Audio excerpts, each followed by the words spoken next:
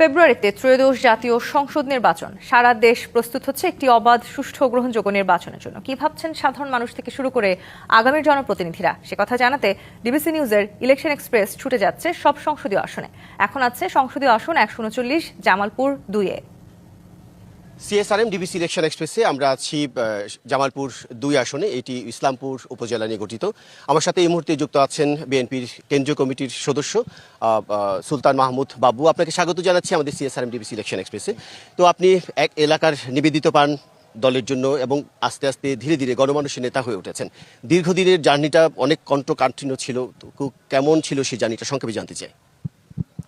এটা অনেক কঠিন ছিল। ওই সময় ছিল কোনো রাস্তাঘাট ছিল না, যাতায়াতের কোনো ব্যবস্থা ছিল না। ওই সময় ছিল আমার সঙ্গে মূলত এই এলাকার জনগণের জন্য যুদ্ধ আওয়ামী লীগের রাষ্ট্র মোশাররফ সাহেবের সাথে। তো উনি অত্যন্ত ঝানু লোক ছিলেন। উনি দীর্ঘ 26 বছর এই এলাকার সংসদ সদস্য ছিলেন, যার ফলে এই এলাকার কোনো প্রকার উন্নয়ন কোনো কর্মকাণ্ড উনি করেন নাই। মানে আপনার হাত ধরে শুনেছি অনেক উন্নয়ন হয়েছে, যদি সংক্ষেপে একটু জানতে চাই। রাস্তাঘাট, পল্লী বিদ্যুৎ থেকে শুরু করে যা দরকার একজন মানুষের জীবনের, তাই হয়েছে এখানে। সেজন্য আমাকে এলাকার জনগণ পল্লী বিদ্যুৎ জনক বলে হিসেবে আখ্যায়িত করে, এবং এলাকার মানুষ আমাকে এই আধুনিক ইসলামপুরের বাস্তব পুরুষ হিসেবে আমাকে করে আধুনিক ইসলামের রূপকার হিসেবে আমাকে আখ্যায়িত দিয়েছে। দীর্ঘ 17টি বছর আপনি নিজে দলের পাশে থেকে কাজ করেছেন। আপনাদের নেতাকর্মীদের নামে যেসব মামলা ছিল সেগুলো আপনি নিজ খরচে চালিয়েছেন। তো এখন আপনি নির্বাচন, দল আপনাকে পুরস্কৃত করেছে, মনোনয়ন দিয়েছে। তো এখন সবাইকে নিয়ে আপনি কিভাবে কাজ করছেন? আপনাকে ধন্যবাদ। আমরা এখন দীর্ঘ 17 বছরে আমরা অনেক পরিশ্রম করছি। আমরা আমাদের নেতাকর্মীরা বিভিন্ন সময় বিভিন্নভাবে তারা পালিয়ে বেরিয়েছে, এবং পাশাপাশি তারা আন্দোলন সংগ্রাম করছে, স্লোগান দিয়েছে। এর পাশাপাশি আমাদের নেতাকর্মীরা অত্যন্ত সবরওয়ালা ছিল। 1 টাকা দিলে 1 টাকাই, না দিলে নাই। বলে ভাই, যেহেতু আমরা বিদ্যুৎ দলে, কিন্তু আমাদের টাকা পয়সা লাগবে না, আমরা পানি খাইয়ে থাকবো। এদের কাছে আমরা খুব ঋণী। আমরা এদের কাছে সত্যি আমরা ঋণী। দেশ নীতির পক্ষে থেকে আমি বলতে চাই, এবং আমাদের ভারপ্রাপ্ত চেয়ারম্যানের কাছে বলতে চাই যে আমার এলাকার নেতাকর্মী অত্যন্ত নিবেদিত। আপনাদের ভারপ্রাপ্ত নেতা একটি স্লোগান দিয়েছেন, আপনাদের তারুণ্যের প্রথম ভোট ধানের শীষের পক্ষে হোক।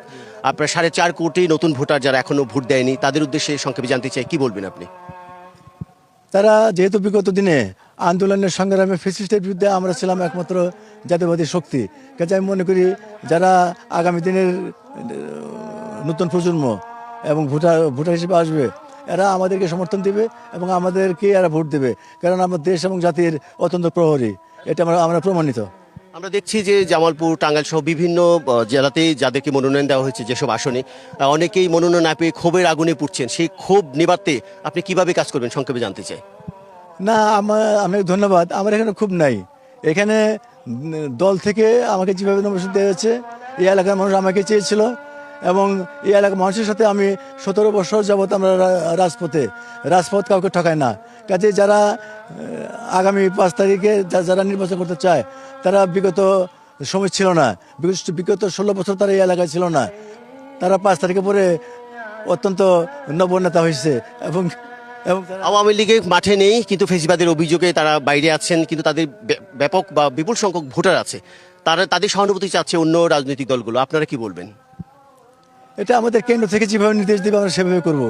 কারণ বিগত সময় আমি যখন এমপি ছিলাম, তখন আমি ওই সময় আমি বাকশালীদের এদেরকে আমি সাহায্য করছি, হেল্প করছি, সহযোগিতা করেছি, এবং বিভিন্ন সময়ে এদের যা যা প্রয়োজন আমি ব্যবস্থা করেছি।